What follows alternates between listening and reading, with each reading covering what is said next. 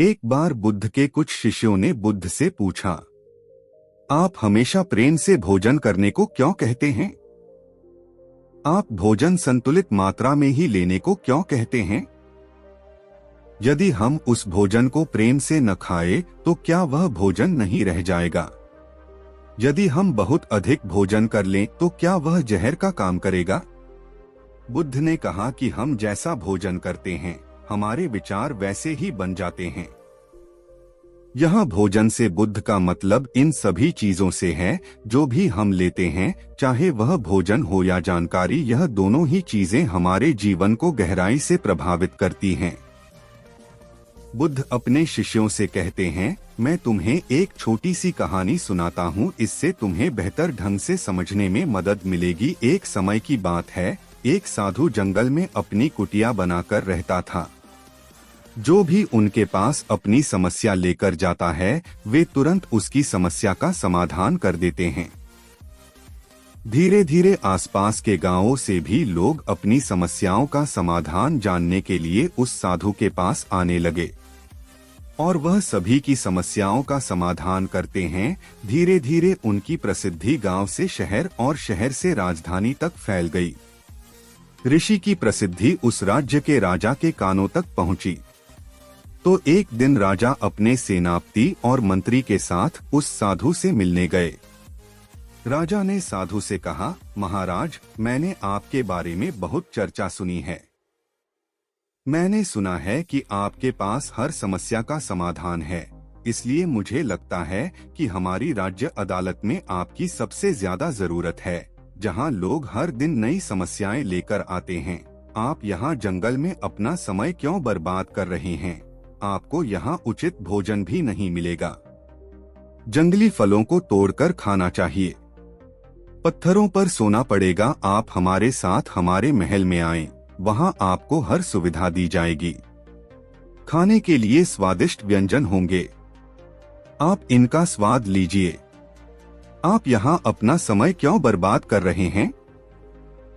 आप हमारे साथ हमारे राज दरबार में बैठिए और राज दरबार की शोभा बढ़ाइए। वह साधु उस राजा को बहुत मना करता है, लेकिन राजा नहीं मानता, उसके चरणों में गिर जाता है और अंत में साधु को अपने साथ महल में ले जाता है और महल में वह राजा अनेक प्रकार के दान देता है उस भिक्षु को सुख सुविधा की। धीरे धीरे समय बीतता जाता है और इसके साथ ही धीरे धीरे साधु का व्यवहार भी बदल जाता है। आपको यकीन नहीं होगा कि किस राजा के महल में रहते रहते उस साधु का व्यवहार पूरी तरह से बदल जाता है। ये बात उस साधु को भी समझ नहीं आती। फिर उसका स्वभाव इतना क्यों बदल रहा है? फिर अचानक एक दिन मौका पाकर साधु महल से भाग जाता है, लेकिन वह अपने साथ कुछ कीमती सामान लेकर भाग जाता है। इसमें रानी का हार, हीरे जवाहरात और कुछ कीमती पत्थर होते हैं। जब राजा को साधु की चोरी के बारे में पता चलता है, इसलिए वह उसे पकड़ने के लिए उसके पीछे कुछ सैनिक भेजता है। भाई साधु को हर जगह ढूंढते हैं, लेकिन वह कहीं नहीं मिलता। साधु जंगल की ओर भागता है और भागते भागते थक जाता है। फिर जंगल के बीच में आकर एक पेड़ के नीचे बैठ जाता है। जैसे ही वह पेड़ के नीचे बैठ जाता है, तभी पेड़ से एक फल टूटकर उस साधु के पास गिरता है। साधु बहुत भूखा था, इसलिए उसने फल खा लिया।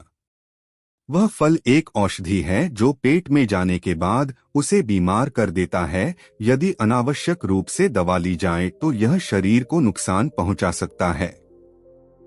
वह औषधि उस साधु को बहुत बीमार कर देती है।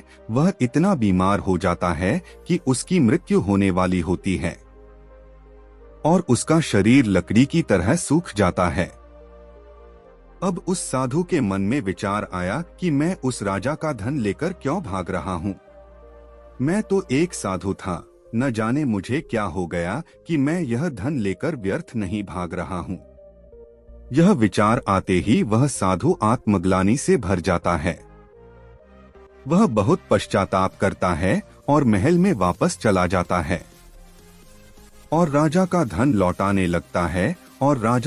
लौटाने लगता है और साधु से पूछता है कि तुम्हें कब लौटाना था?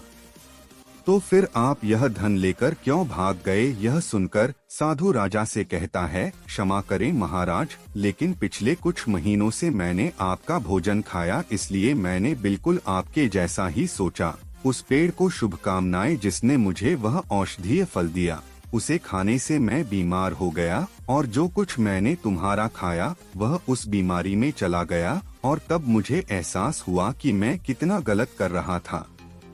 वह साधु राजा से कहता है कि तुम्हारे पास जो भी धन है वह तुमने मेहनत करके नहीं कमाया है, या तो तुमने इसे चुरा लिया या पुनः प्राप्त कर लिया, इसीलिए इस धन के उपयोग में मेरी बुद्धि भ्रष्ट हो गई थी। कथा समाप्त होने के बाद बुद्ध शिष्यों से कहते हैं, हम जो स्वीकार करते हैं वही हमारा भविष्य तय करता है, इसलिए मैं आपसे कहना चाहता हूँ कि किसी भी चीज को स्वीकार करने से पहले यह देख लें कि वह चीज क्या है। आप जो लेने जा रहे हैं वह कहाँ से आता है? क्या यह पाप से आता है?